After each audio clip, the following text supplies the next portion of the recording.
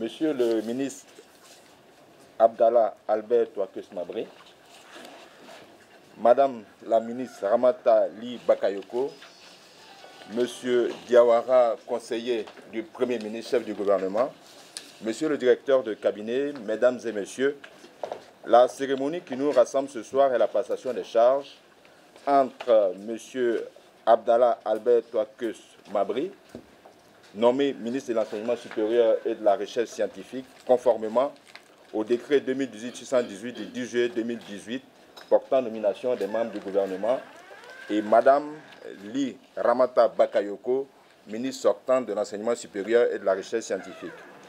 Si Monsieur le ministre et Madame la ministre en conviennent, la passation de charges se déroulera comme suit. Allocution de Madame la ministre, ministre de l'Enseignement supérieur sortant. Ensuite, l'allocution du ministre entrant. Ensuite, nous passerons aux échanges, à la remise des dossiers par Madame la ministre à Monsieur le ministre entrant. Et puis, nous achèverons notre passation de charge par la signature du procès verbal. Et ensuite, protocolairement, nous terminerons par la photo. Je voudrais donc à présent donner la parole à Madame Bakayoko Ly Ramata, ministre de l'Enseignement supérieur et de la Recherche scientifique sortant. Merci, Monsieur le secrétaire général adjoint du gouvernement. Monsieur le secrétaire général adjoint du gouvernement, Monsieur le ministre de l'Enseignement supérieur et de la Recherche scientifique, Dr Abdallah Albert Mabri Touakeus, chers frères, Monsieur le conseiller du Premier ministre en charge de la formation, de l'éducation et de l'emploi, Professeur Diawara Dama, Monsieur le directeur de cabinet, Messieurs les directeurs généraux des universités et grandes écoles publiques et privées, Messieurs les vice-présidents, représentants des présidents des universités publiques qui sont en mission pour le Conseil consultatif général du CAMES, Messieurs les directeurs centraux, Mesdames et Messieurs les sous-directeurs, Mesdames et Messieurs, honorables invités. Dans le cadre de la formation du nouveau gouvernement, il a plu au président de la République, Son Excellence M. Alassane Ouattara, de me confier le ministère de la Femme, de la Famille et de l'Enfant. À la faveur de cette cérémonie de passation des charges avec le ministre Abdallah Mabri Touakeus, mon successeur, je voudrais d'abord lui exprimer très sincèrement, ainsi qu'au Premier ministre, mon infinie gratitude pour m'avoir renouvelé leur confiance après m'avoir confié la présidence de l'Université Félix Houphouët-Boigny, puis le ministère de l'Enseignement supérieur et de la Recherche scientifique. À travers ma personne, cette nouvelle nomination est une reconnaissance du travail réalisé par mes collaborateurs en général et en particulier par les membres de mon cabinet, les directeurs généraux, les directeurs centraux, les présidents des universités publiques et privées, les directeurs généraux des grandes écoles publiques et privées, les directeurs des CRU, etc. C'est cette synergie d'action qui a permis à mon département de répondre aux attentes du gouvernement, voire de la nation.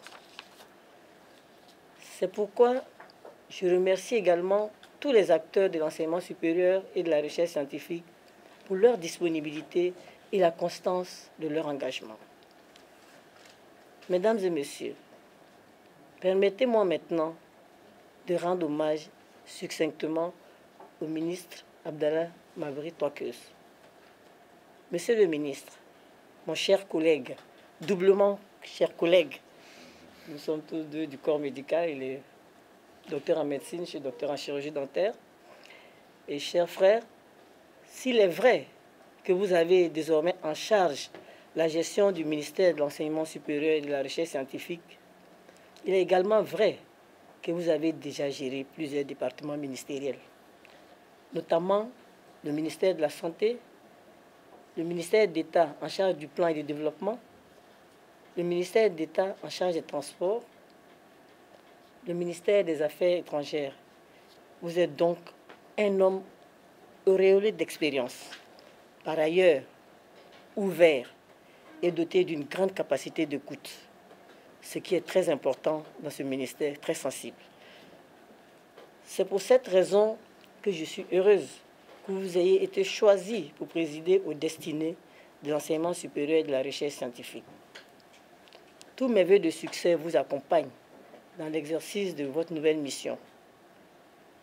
Pour ma part, au nom de la solidarité gouvernementale si chère au président de la République, je me rendrai disponible pour partager mon expérience avec vous toutes les fois que vous en exprimerez le besoin. Je voudrais qu'on fasse un banc.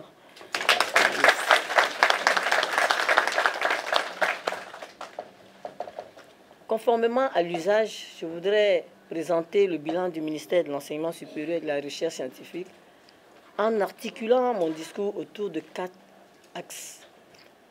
Les missions du ministère, l'organisation du ministère, les points saillants des actions menées par le ministère de l'Enseignement supérieur et de la Recherche scientifique depuis février 2016, c'est-à-dire depuis ma prise de fonction. Et en point 4, les perspectives de l'enseignement supérieur et de la recherche scientifique. Les missions du ministère. Le ministère a 4 missions essentielles, à savoir le suivi de l'organisation et du fonctionnement des universités et des grandes écoles publiques et privées, la promotion de la formation continue, de la professionnalisation des formations universitaires, la promotion de la recherche et de l'innovation technologique, la conservation et la protection du patrimoine scientifique national. L'organisation du ministère. Le ministère de l'Enseignement supérieur et de la Recherche scientifique comprend un cabinet, des directeurs et services rattachés, ainsi que des directions générales et des directions centrales. Au titre des directions générales, on peut citer la Direction générale de l'enseignement supérieur et de l'insertion professionnelle, la Direction générale de la recherche et de l'innovation et la Direction générale de la qualité et des évaluations. La première conçoit et coordonne la politique nationale de l'enseignement supérieur. Et elle comprend 4 directions centrales. La direction de l'orientation des examens et des concours, la direction de l'enseignement supérieur, la direction de l'insertion professionnelle, la direction des œuvres universitaires et du genre. Je voudrais m'arrêter ici pour dire que quand je suis arrivée, il y avait une direction de l'enseignement supérieur public et une direction de l'enseignement supérieur privé. J'ai trouvé qu'il fallait une approche holistique de l'enseignement supérieur et donc j'ai fondu ces 2 directions en une seule direction avec 2 sous-directions, monsieur le ministre. Et il en est de même pour le genre. Il n'y avait pas de structure pour le genre. Et donc, au sein de la direction des œuvres universitaires, j'ai créé la sous-direction du genre. Alors, la deuxième, donc, conçoit et coordonne la politique nationale de la recherche scientifique. Elle comprend 2 directions centrales, la direction de la recherche et la direction de la valorisation et de l'innovation. Quant à la troisième, elle conçoit et coordonne la politique nationale d'assurance qualité, de certification et d'accréditation des institutions d'enseignement supérieur. Et elle comprend 2 directions centrales. La direction de l'assurance qualité des normes, la direction des évaluations, des certifications et de l'accréditation. Monsieur le ministre, je voulais dire que quand je suis arrivée, il n'y avait pas de direction de la qualité. Et je trouvais que c'était très, très important. Et donc, j'ai mis en place cette direction générale de la qualité. Alors, nous allons en venir maintenant au bilan du ministère. Pour traduire dans les faits la vision du président de la République, le ministère de l'Enseignement supérieur et de la Recherche scientifique a adopté un plan national de développement de l'enseignement supérieur et de la recherche scientifique pour la période 2016-2025.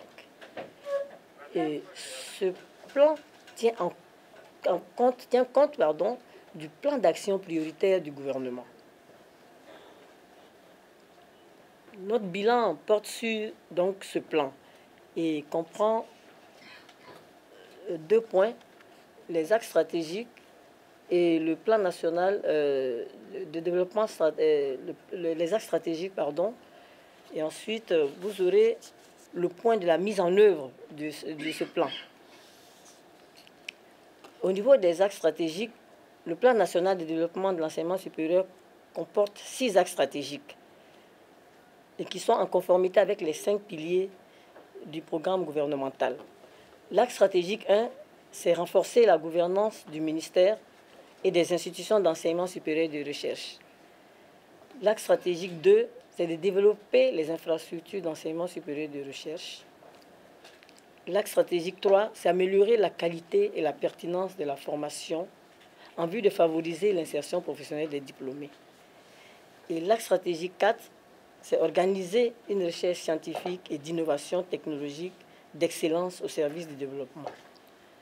Et l'axe stratégique 5, c'est améliorer les conditions de vie et de travail des acteurs de la communauté universitaire.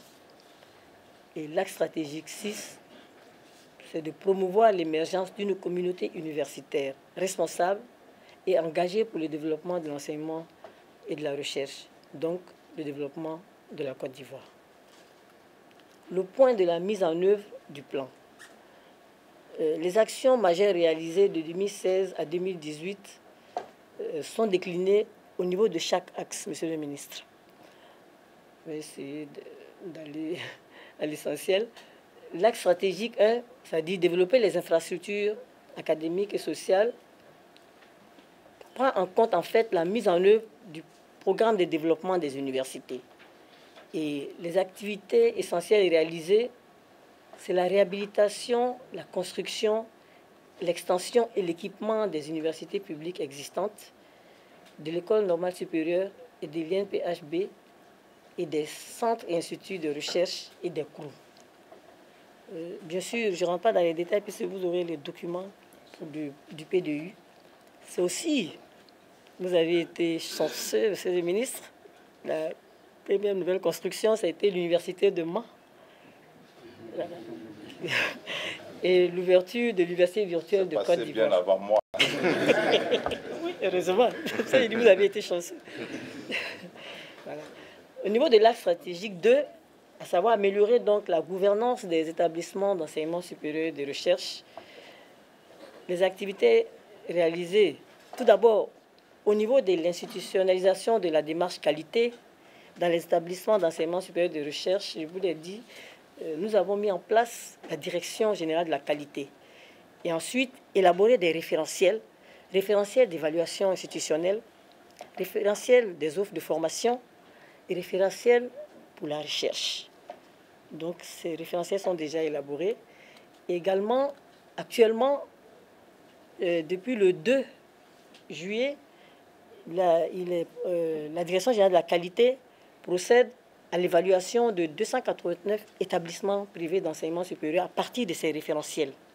C'est toute une démarche, vous le savez, monsieur le ministre. Et donc, ce qui est important à dire, c'est que ce n'est pas le ministère qui fait l'évaluation.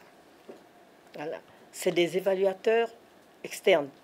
Comme j'ai l'habitude de dire, comme au Conseil constitutionnel, quand on nomme les membres du Conseil constitutionnel, ils ont un devoir d'ingratitude envers le président de la République. Et c'est la même chose quand on a nommé les experts évaluateurs. D'abord, je n'ai même pas la liste. Ils ont un devoir d'ingratitude envers. C'est le juriste, n'est-ce pas? Voilà. Au niveau du pilotage de l'enseignement supérieur et de la recherche, c'est la validation de 2 avant-projets de loi, parce qu'il faut savoir que l'enseignement supérieur est régi par une loi relative à l'enseignement, c'est-à-dire qui prend en compte les 3 ordres d'enseignement, primaire, secondaire et supérieur. Mais avec les mutations actuelles de l'enseignement supérieur, la prise en compte justement de la démarche qualité, le développement du numérique et tout, cette loi ne peut pas permettre de gérer efficacement le système d'enseignement supérieur. D'où la proposition de 2 avant-projets de loi. Un avant-projet de loi sur l'enseignement supérieur, je ne vais pas rentrer dans les détails, mais un avant-projet de loi sur la recherche scientifique et l'innovation technologique, monsieur le ministre. Alors, vous avez également l'élaboration de la politique nationale de l'enseignement supérieur qui va être prise en compte dans cet avant-projet de loi.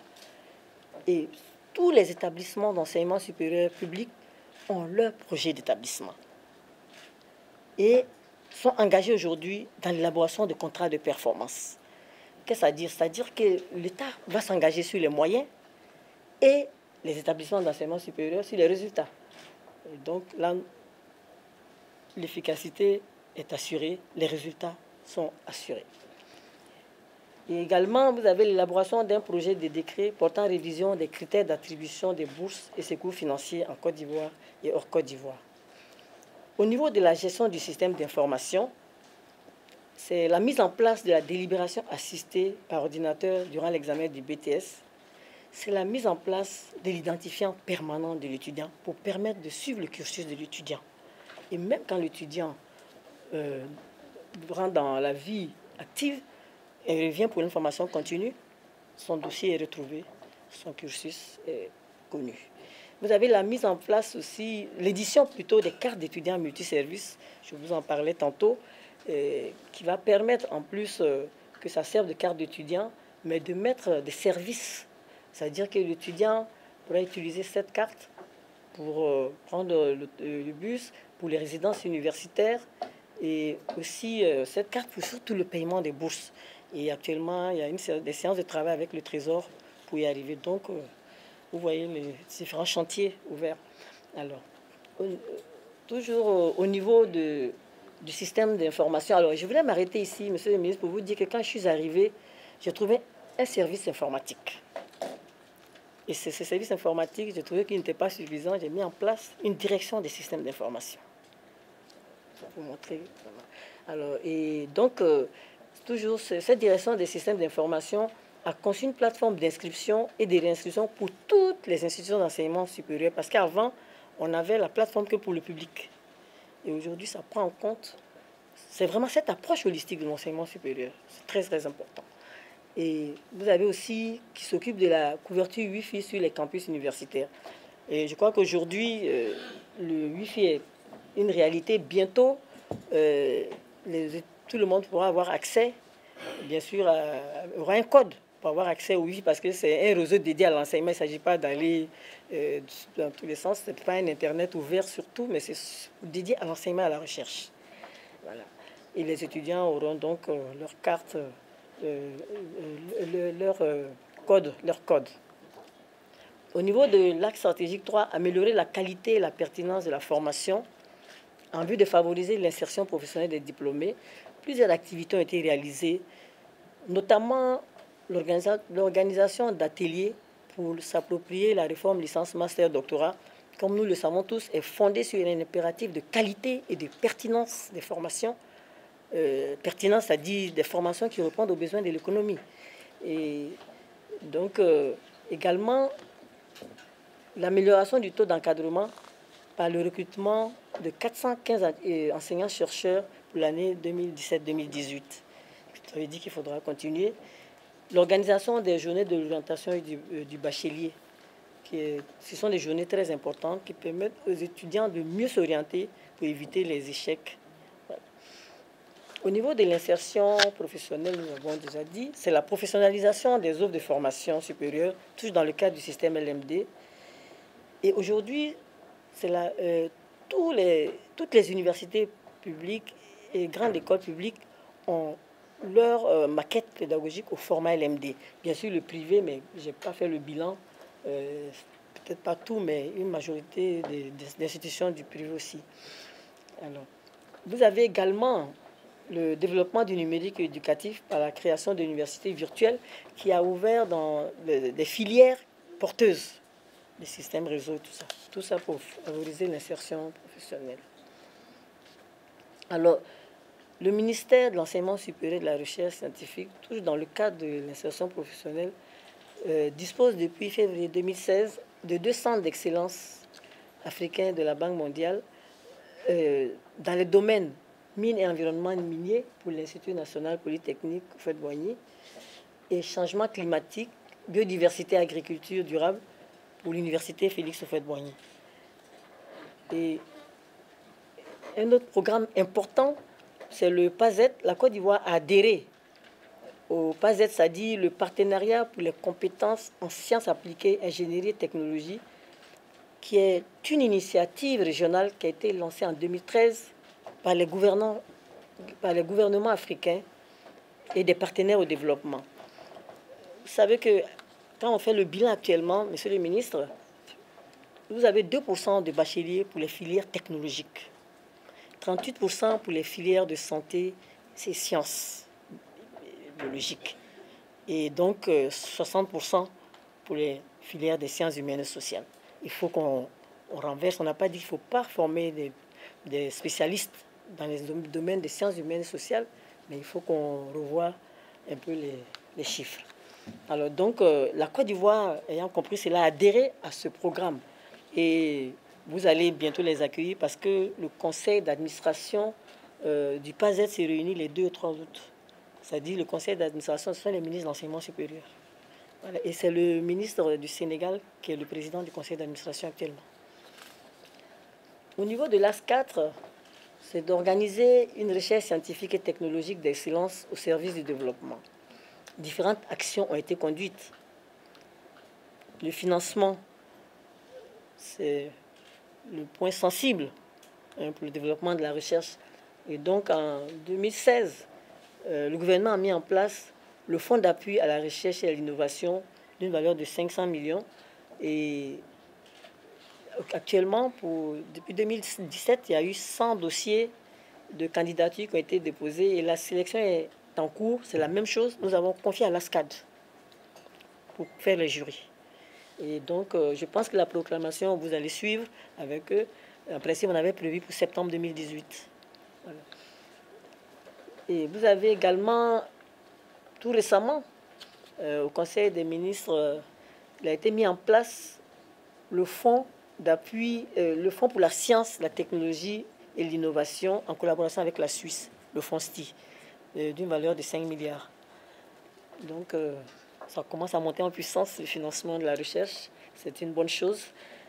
Et vous avez les financements des projets de recherche aussi par le projet d'appui stratégique à la recherche scientifique, le PASRES. Et fait très important, une innovation majeure depuis... il y a eu 2 éditions aujourd'hui, c'est-à-dire le patronat s'intéresse aux activités de recherche. Et donc, il y a eu 2 éditions du prix du patronat avec 14 lauréats en raison de 7 lauréats par édition. Également, vous avez le financement des projets de recherche dans le cadre du projet d'appui à la modernisation et à la réforme de l'enseignement supérieur AMRUCH, Côte d'Ivoire. Hier, d'ailleurs, votre représentant était là quand on a remis les attestations de bourse aux étudiants de master et doctorat avec un ordinateur à chaque étudiant. Ils étaient bien heureux en tout cas. Et vous avez un programme très important, c'est le programme WAVE, qui est un programme de recherche et de formation axé sur la sécurité alimentaire, dont l'objet est l'augmentation des productions agricoles par un contrôle coordonné des infections virales. Je vous en ai déjà parlé, et je crois que le responsable est dans la salle, donc Pita. Et c'est un programme très très important, monsieur le ministre, qui est financé par la fondation Bill et Melinda Gates et qui aujourd'hui, de 7 pays, c'est 12 pays africains aujourd'hui. Donc la coordination est assurée par la Côte d'Ivoire. Vous avez également des activités de vulgarisation des résultats de la recherche, l'édition d'un document sur l'inventaire du potentiel scientifique, l'organisation de la 9e édition de la semaine de la promotion de la recherche ivoirienne, la CEPRI, qui a eu lieu, et puis il y a eu des films prêts à diffuser, tout ça pour vulgariser. Alors, au niveau des activités de recherche, pour ce qui est donc de la recherche-développement, nous avons mis l'accent, depuis même que nous étions président de l'université Félix Houphouët-Boigny, sur la création de pôles scientifiques et d'innovation dans les universités. Le pôle scientifique et d'innovation, c'est une structure transversale de recherche qui fait le lien entre l'université et l'industrie, donc en valorisant les acquis de la recherche. Et l'exemple le plus abouti, monsieur le ministre, c'est celui de l'université Félix Houphouët-Boigny, qui a aujourd'hui des unités de production les unités de recherche et de production, vous avez une unité de production, de recherche de biopesticides. Le docteur en médecine que vous êtes, je ne vais pas vous dire que ça permet de préserver l'environnement et la santé, donc contre les cancers et tout, l'utilisation des biopesticides. Donc c'est l'agriculture durable. Et donc il y a des formulations qui ont été éprouvées et qui pourraient être mises à disposition donc, des populations, des agriculteurs. Et il est prévu également, c'est ça que je suis heureuse que ce soit un docteur en médecine, et il y a une unité de phytomédicaments qui est en cours de finalisation, élaboration de phytomédicaments. Donc l'objectif c'est d'avoir donc des médicaments peu onéreux et accessibles à une grande frange de la population. Toujours donc au niveau du pôle scientifique et d'innovation, nous avons développé des activités d'entrepreneuriat au sein du centre d'incubation et d'innovation. Et nous avons donc procédé donc à la création de start-up et incubateurs. Et l'évaluation qui a été faite en 2017 sur 30 start-up qui ont été incubées, 13 sont en activité aujourd'hui dans les domaines de la chocolaterie, de la transformation des produits agricoles, des équipements électroniques et énergie renouvelable. Et je crois que c'est à encourager, il faut booster ça en renforçant encore les financements. Et on a également l'acquisition d'infrastructures et d'équipements scientifiques de haut niveau. Je ne vais pas m'attarder là-dessus. La biobanque régionale, la biobanque de l'Institut Pasteur, grâce au travail fait par le professeur Dosso Mireille, directeur de l'Institut Pasteur et son équipe, cette biobanque, et bien sûr le financement important de l'État de Côte d'Ivoire, bien sûr, cette biobanque a été retenue par la CEDEAO comme la biobanque régionale. Et je voudrais, monsieur le ministre, que vous fassiez tout pour que le Premier ministre vienne inaugurer cette biobanque régionale. Et c'est la même chose, vous avez également l'installation au pôle scientifique d'un centre national de calcul.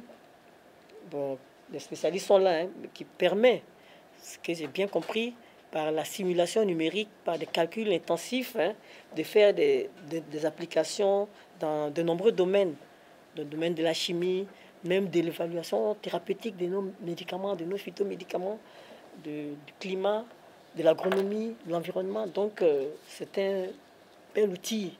Et donc, il faudra, quand on va dans les perspectives, il faudra mettre en place la gouvernance rapidement. Alors, au niveau de l'axe 5, c'est-à-dire l'axe stratégique 5, c'est améliorer les conditions de vie et de travail des acteurs. Bon, avec tout ce qui est fait en réhabilitation et tout en construction, ça y contribue. Et il faut noter aussi la prise en charge des étudiants dans le cadre de la couverture maladie universelle. Au niveau de l'axe 6, qui est de promouvoir l'émergence d'une communauté universitaire responsable et engagée pour le développement de l'enseignement supérieur. En fait, c'est l'Ivoirien nouveau, le programme d'Ivoirien nouveau du président de la République. Et tout d'abord, c'est la promotion de la citoyenneté dans l'espace universitaire, qui a été concrétisée par l'élaboration d'un code d'honneur pour les étudiants et l'élaboration d'un code d'éthique et d'ontologie universitaire pour les enseignants et les personnels administratifs. Également, vous avez l'organisation annuelle de la Journée nationale de la non-violence en milieu universitaire. Et à l'occasion de ces journées, il y a des distinctions des meilleurs clubs de paix et de non-violence en milieu universitaire. Au niveau de la promotion du genre et de la jeunesse estudiantine, je l'ai dit, on a mis en place une sous-direction du genre. On organise aussi des ateliers de formation des leaders d'associations au changement de comportement et au management d'équipe. Donc, vraiment de façon ramassée, voici un peu les acquis. Mais, monsieur le ministre, on a ouvert, vous voyez, 6 grands chantiers, 6 axes stratégiques. Et nous sommes rassurés, nous savons que si vous allez en rajouter, mais vous allez conduire ces axes à terme. Alors donc, ce qui m'amène à parler rapidement des perspectives. Voilà. Donc, dans l'optique d'assurer l'accès à un enseignement supérieur de qualité, l'employabilité des diplômés et la restructuration d'une recherche scientifique technologique d'excellence au service du développement, le ministère de l'enseignement supérieur et de la recherche scientifique doit poursuivre les actions amorcées dans le cadre de ce plan. C'est vraiment essentiel. C'est vraiment la boussole. Donc, Au niveau de la stratégique 1, développement des infrastructures académiques et sociales, c'est la poursuite du programme de décentralisation des universités. Et vous aurez tout le programme. Il y a 2 universités qui doivent ouvrir en 2020-2021 pour la rentrée 2020-2021. C'est l'université de Bondoukou et San Pedro. Et ensuite, de 2020 à 2025, vous avez 5 universités qui doivent ouvrir. Donc, vous avez ce travail à conduire à Diaké, à Bengourou, Daoukro, Odiéné et Dabou. Donc, la carte universitaire qui est de 7 universités aujourd'hui va passer à 9 en 2020 et en 2025 à 14. Voilà. Mais ce qui est important à dire, c'est que ces universités sont ouvertes en fonction des potentialités des régions. Donc, c'est toujours pour contribuer à l'employabilité des diplômés et donc répondre aux besoins de l'économie. Et vous aurez aussi à faire la poursuite de l'interconnexion des structures universitaires pour vraiment faire tout le maillage avec l'Internet. En tout cas, la mise en place du RITER, c'est-à-dire le réseau ivoirien de télécommunications dédié à l'enseignement et à la recherche. La Côte d'Ivoire s'est abonnée déjà à Africa Connect, c'est-à-dire que ça va permettre à la Côte d'Ivoire d'avoir accès aux autres réseaux dédiés à l'enseignement et à la recherche, comme le réseau géant, donc c'est-à-dire aux autres réseaux mondiaux. Et ça va changer complètement notre enseignement supérieur, notre recherche, puisque nous serons au même niveau d'information que les autres et nous pourrons aussi partager nos ressources pédagogiques et scientifiques. Au niveau de l'axe stratégique 2, ça dit l'amélioration de la gouvernance des établissements.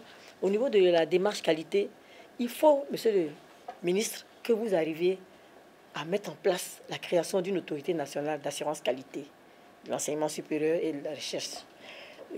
Parce que si j'étais venu avec directement, quand j'avais pris fonction, je pense que ça n'allait pas passer. C'est pour ça que j'ai fait mettre une direction générale de la qualité. Et l'exemple le plus abouti, c'est le Sénégal, quand on se retrouve pour faire le bilan au niveau des ministres.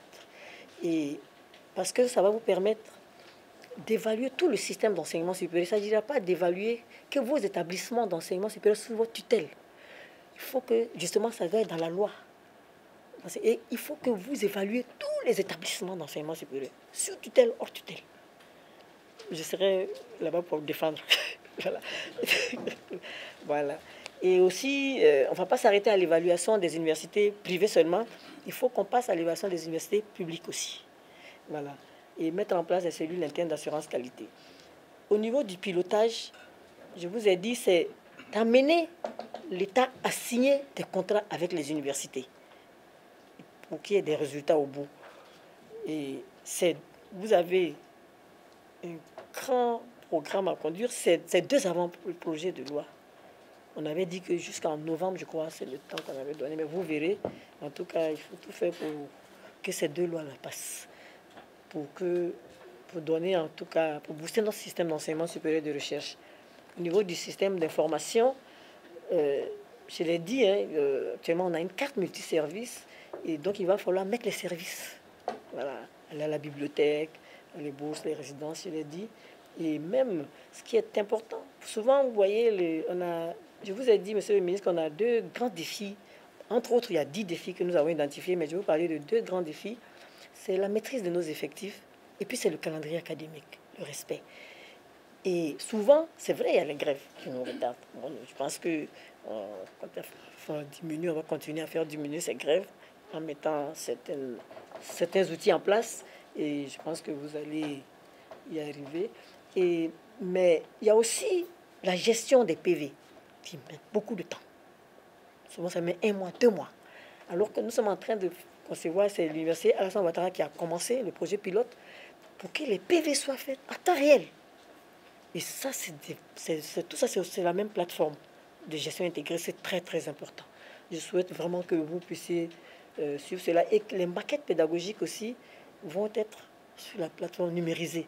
Sinon, vous aurez du mal à évaluer les maquettes pédagogiques. Donc, voici un peu ce que je voulais dire. Au niveau de la qualité et de la pertinence de la formation, c'est toujours de continuer à organiser les journées de l'orientation du bachelier. Et il faut faire la révision des curricula du BTS. Ça a été fait déjà par mes prédécesseurs. Ça a beaucoup diminué, mais il faut encore revoir. Il y a des filières qu'il faudrait peut-être même fermer, ou bien envoyer très peu d'étudiants. Mais il faut vraiment faire cette révision des curricula. Et nous avons un programme avec la Banque mondiale, je vais en parler rapidement, et qui prévoit 2 instituts supérieurs de formation professionnelle et technologique. Donc ça, c'est très important. Et il faut poursuivre aussi la professionnalisation des formations, le recrutement des enseignants. Voilà. Au niveau de la recherche, c'est le FONSTI, mettre la gouvernance de ce fonds qui vient d'être mis en place et organiser aussi le prix du patronat avec le patronat. Au niveau de la recherche et développement, c'est de tout faire pour créer des pôles scientifiques et d'innovation dans les autres universités aussi. Voilà. Pour valoriser les résultats de la recherche. Et c'est de continuer justement au niveau des unités de production qui sont là, à Félix Bougoyer, de les renforcer. Alors, au niveau de l'entrepreneuriat, c'est de continuer parce que bon, vraiment à booster parce qu'on a une expertise aujourd'hui et je pense qu'on peut emmener un peu de développer plusieurs incubateurs. Et il y a l'IRD qui est en train de nous aider avec son incubateur avec Bondinov. Donc vous verrez comment continuer ce projet. Au niveau des conditions de vie, c'est-à-dire la stratégie 5, bien sûr, vous avez que les étudiants demandent à ce qu'il y ait la réouverture des résidences universitaires. Bon, ça a commencé, donc il va falloir faire avancer cela.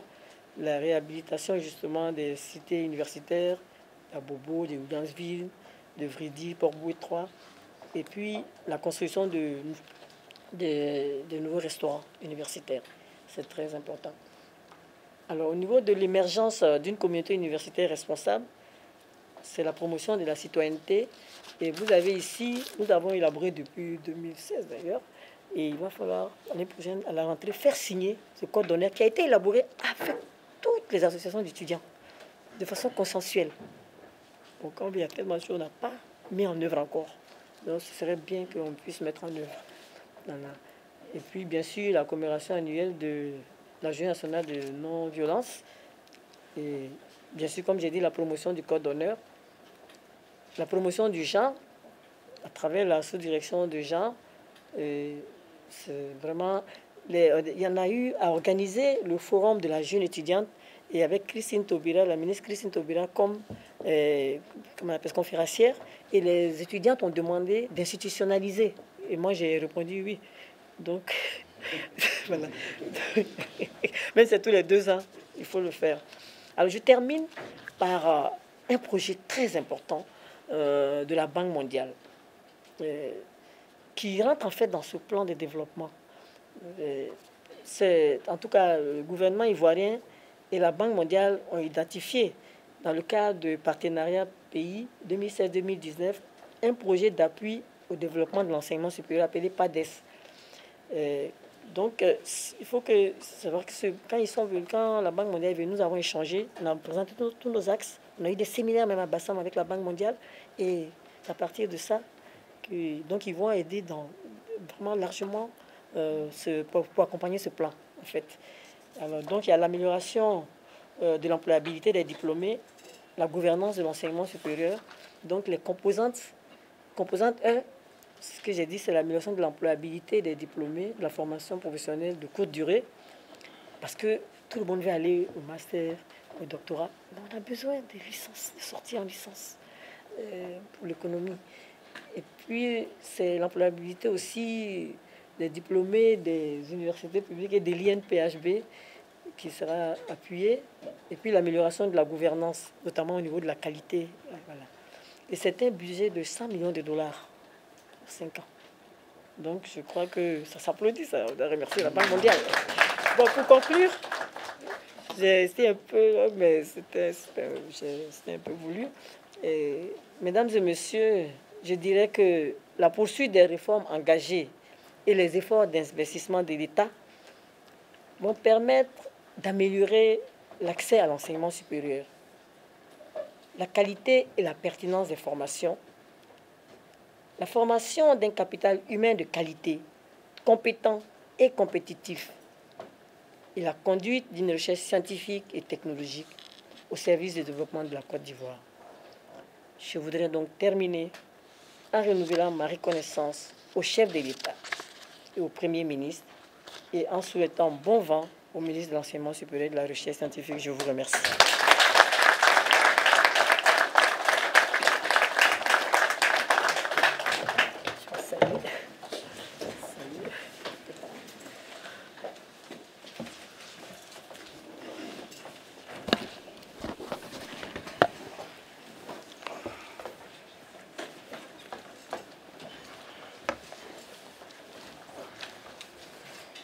Après la locution de Madame la ministre sortante, je voudrais permettre au ministre Albert de, voilà, après les dossiers, voilà, de prononcer son allocution. Merci beaucoup, Monsieur le secrétaire général adjoint du gouvernement. Madame le ministre, Monsieur le secrétaire général adjoint du gouvernement, Monsieur le conseiller spécial du Premier ministre, Monsieur le directeur de cabinet, Mesdames et Messieurs les directeurs généraux, directeurs centraux, chefs de service, membres du cabinet, vous tous en vos grades et rangs. Je voudrais, Monsieur le secrétaire général, dire que c'est une grande chance pour moi de venir à la suite d'une grande dame dans ce ministère important. On vient tous de suivre, Madame le ministre, la leçon inaugurale avec une classe qui était très studieuse. C'est vrai que les enseignants n'aiment pas les classes bavardes, mais tous nous vous écoutions, on sentait les mouches voler. Je voudrais vraiment, en attendant que, parce qu'on aura de nombreuses occasions de nous revoir, vraiment dire un grand merci pour le travail qui a été fait. Merci à toute l'équipe, à tous vos collaborateurs, ceux qui vous ont soutenu, qui vous ont accompagné et qui, je lis sur les visages, sont encore disposés à continuer avec nous ce que vous avez si bien commencé. Je tenais à donc vous féliciter. On a senti là toute la passion de l'enseignante. Alors le modeste médecin que je suis va essayer de mettre ses petits pieds dans les grandes bottes qu'elle laisse ici. Et j'espère qu'on m'aidera à supporter donc la botte et à marcher. Je sais qu'avec chacun et chacune ici, nous irons de l'avant. C'est des grands chantiers. Les 6 axes stratégiques dont vous avez fait l'économie du bilan sont des axes importants pour notre système de l'enseignement supérieur et de la recherche. Vous savez, notre enseignement supérieur, l'Université de Côte d'Ivoire a toujours été performante. Les grandes écoles aussi, l'INP aujourd'hui, mais hier éclaté en plusieurs écoles qui ont migré vers Yamoussoukro. Nous avons été pendant de longues décennies une référence au niveau de l'Afrique, une référence au niveau du monde francophone. Nous avons encore chez le professeur Dosso Mireille, est là, était encore jeune assistante lorsque nous faisons nos pas et je me souviens qu'à la faculté de médecine, c'était des étudiants venant de plusieurs pays africains qui venaient ici avec des bourses françaises pour leur formation. Nous étions alors en compétition avec Dakar. Depuis, nous avons fait du chemin. Beaucoup doit couler sous le pont. Et évidemment, il y a des défis à relever aujourd'hui pour redorer ce blason, pour que notre système d'enseignement supérieur reprenne toute sa place. Et je voudrais faire confiance donc à l'ensemble du personnel du ministère, personnel administratif et surtout personnel enseignant et chercheur, pour que nous puissions aller de l'avant. Au niveau de la recherche scientifique, je crois que le travail est en cours, mais vous comprenez tous, et je disais à Madame le ministre que depuis 48 heures, RFI parle de nous comme voilà, l'un des pays, sinon le pays le plus exposé au changement climatique. Ça signifie que nous devons donc nous orienter vers des choses aujourd'hui qui vont avoir un impact sur le quotidien de l'Ivoirien, sur notre économie, parce qu'évidemment, tout cela a pris une incidence sur notre économie. Nous venons de vivre les inondations à Abidjan. Nous avons la montée du niveau de la mer. Nous avons donc la détérioration des côtes avec nos ports qui sont affectés, impactés directement. Donc la recherche, ça ce n'est qu'un domaine que je touche, mais il y a donc du travail à faire et je comprends aisément que vous ouvriez de grands chantiers qui permettront à notre recherche scientifique d'être davantage performante. J'arrive pour apporter mon petit grain, loin d'être un enseignant de référence ou un grand chercheur, mais je serai là pour évidemment coordonner, animer et avec les conseils des uns et des autres orienter. Je voudrais souhaiter, et je vous l'ai dit déjà, que le ministère qui va vous accueillir puisse bénéficier de votre grande expérience et de votre passion. La famille aussi doit prendre toute sa place dans notre politique nationale. Il y a des innovations à apporter, il y a des choses à faire pour stabiliser notre société. L'Ivoirien nouveau, eh bien, c'est l'Ivoirien qui s'appuie sur le socle familial. Et donc, il y a du travail qui vous attend là-bas. Je voudrais vous souhaiter bonne chance et dire que nous essaierons de continuer après vous ici. Merci beaucoup.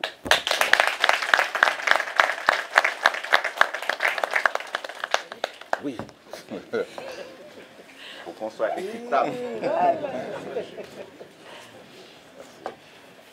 Je voudrais maintenant inviter Madame la ministre sortante à remettre symboliquement une partie des lourds dossiers. En tout cas, c'est lourd. Donc, mais avant de remettre, je voudrais dire que le ministre dit qu'il est un petit médecin. Il n'est plus un petit médecin, c'est fini ça. Avec toutes ces expériences, c'est ça la réforme du centre national de doctorat, n'est-ce pas, professeur Mirawa, monsieur LMD, en face, n'est-ce pas? Il aura beaucoup apporté au niveau de l'enseignement supérieur de la recherche scientifique. C'est ce que je voudrais vraiment lui dire. On va essayer. Alors donc, nous avons plusieurs documents par rapport aux différentes directions. Tout d'abord, l'organisation. Les décrets portant organisation du ministère de l'enseignement supérieur de la recherche scientifique, tout par de là. Tout ce que j'ai dit au niveau de l'école du genre. Voilà. Vous avez un dossier très important qui venait d'arriver, donc je n'ai pas eu le temps de lire en profondeur, j'ai vu juste le résumé. C'est l'audit des centres régionaux des œuvres universitaires qui est fait par l'inspection générale d'État. C'est important. Très important. Alors la direction de la planification, c'est le programme d'action prioritaire du gouvernement.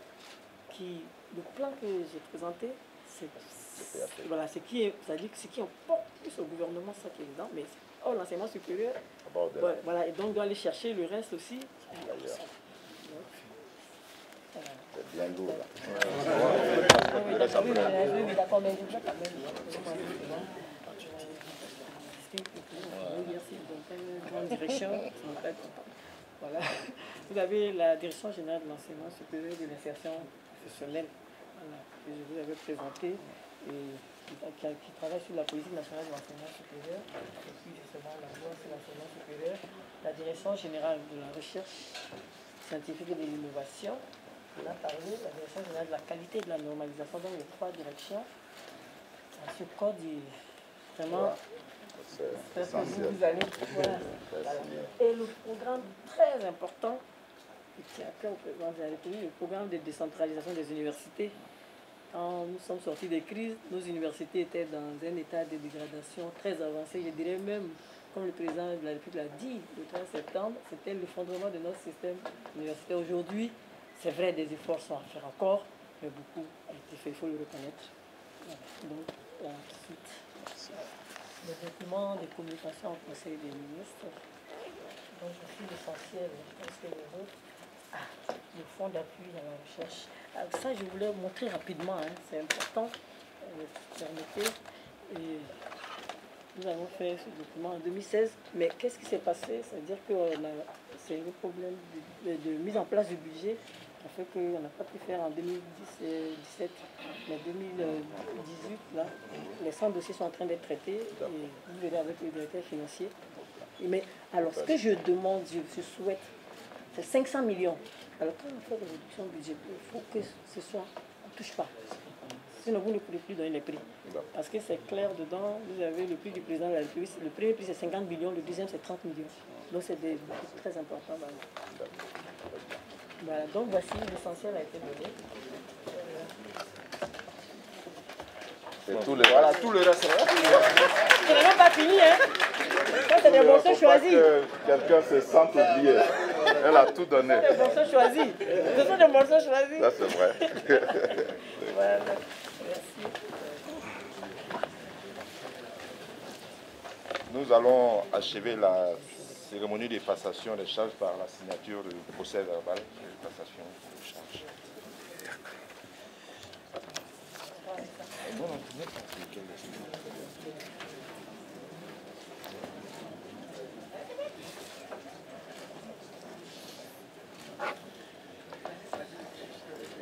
Oui, en bas, c'est pas mal.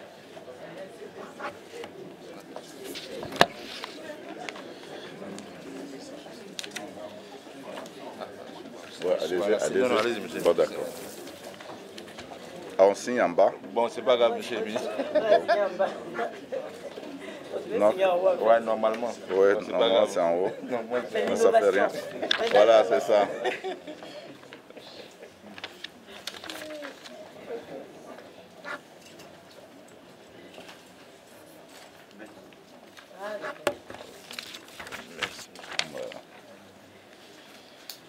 Excusez-moi, je voudrais saluer les syndicats parce qu'ils sont venus. nous Ah oui, soutenir. c'est vrai. Voilà, c'est très important.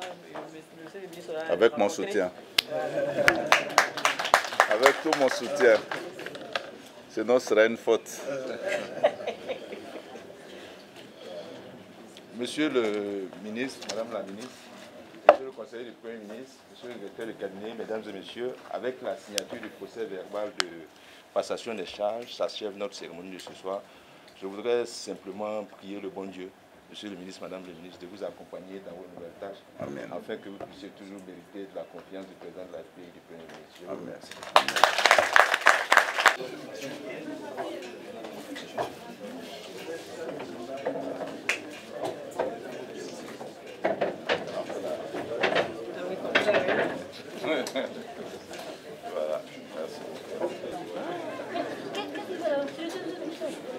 Non, il faut venir. Voilà, c'est dans l'histoire. Pardonnez, il va venir. Mais venez.